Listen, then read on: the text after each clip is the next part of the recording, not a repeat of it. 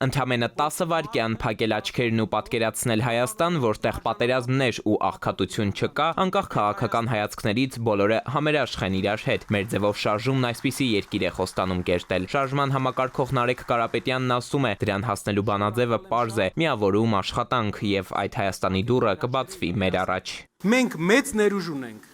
բայց այդ ներուժը լավ չենք օգտագործում։ Ամենաթույլ երկիրն ենք այս պահին տարածաշրջանում։ Ամենաթույլը, բայց ամենագործունյա ազգով։ Գլխավոր հարցը հենց այստեղ՝ ով է մեր ձևով շարժման վարչապետի թեկնածուն, ով է եկող տարվա խորհրդարանական ընտրություններում առաջնորդելու թիմն ու ցուցակը։ Նարեկ Կարապետյանն առայժմ չի բացում փակագծերը։ Հայաստանի 4 առաջնորդները մինչև հիմա,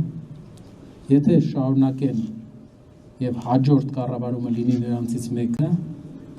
երկրում միասնության հարցը հարցականի տակ կլինի, որովհետեւ հասարակության մի խավ չի ընդունում մեկին, մյուս խավը, մյուս մասը չի ընդունում մյուսին։ Եկող տարեսկզբին են հրավիրելու քաղաքական թիմի համագումարը, ինչպես ուժի, այնպես էլ վարչապետի իրենց թեկնածուի անունը կհանրայնացնեն այդ ժամանակ։ Մինչև համագումարը մեր ձևով շարժման տարեկան հաշվետու ժողովի մասնակիցներին ազգային անվտանգության մեկուսարանից ողջույնի խոսք է փոխանցում Սամվել Կարապետյանը։ Մեր կարևորագույն առաքելությունը մարդկանց հուսախաբ չանելն է։ Մարդիկ հույսեր են կապում մեր գործունեության հետ,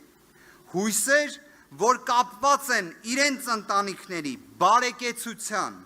առողջության, երկրի անվտանգության, ազգային արժանապատվության հետ։ Չուրանալ որևէ բան, խնդիրները լուծել խաղաղությամբ եւ պրոֆեսիոնալիզմով հօգուտ մեր երկրի, նշել է ազգային բարերարն ու ամփոփել յուրաքանչյուր հայի երազանքը արդարությունն է։ Կապացուցեն, միանշանակ հնարավոր է Հայաստանում այն հաստատել, բարդ պայքար կլինի, բայց որևէ խոչընդոտ չի կարողանա կանգնեցնել իրենց։